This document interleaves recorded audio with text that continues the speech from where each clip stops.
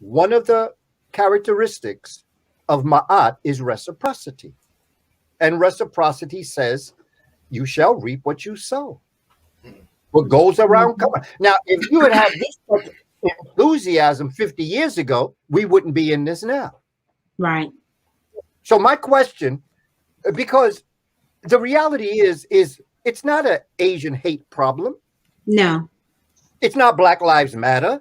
It is not building up borders to keep our brothers and sisters from Central and South America from coming up. It's not about declining the right for Muslims to come to America. This is not the problem. Neely Fuller tells us what the problem is. Neely Fuller tells us when he wrote his book, The Compensatory Code of White Supremacy, if you are not looking, if you are trying to figure out how to solve a problem and the cornerstone to your problem ain't white supremacy, you ain't dealing with the problem. Mm-hmm. This is not our problem.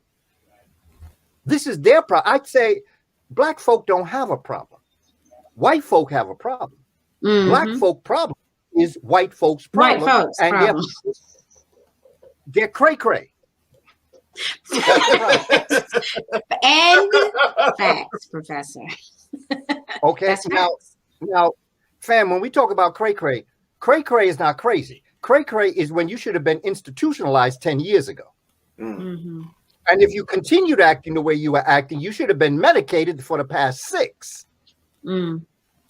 We're dealing with the people who are beginning to, or have been unfolding from when they first came out of the ice mountains of Europe. They've been doing this for a very long time.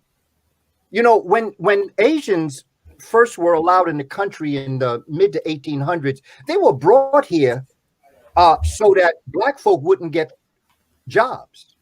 Really? Because, well, and also we don't look at the immigrant situation properly. Immigration didn't start in 1920s. Right. Immigration started in 1870.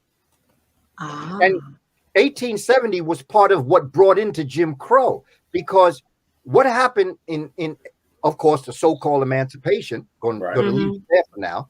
But when Black folk got the ability to do certain things, they went to school. And I mean, Black folk really tore up the country. And when I say that, I mean that in a positive sense. Yeah. They studied, they got jobs, they became senators. And the European that was here said, oh, no, we can't have this.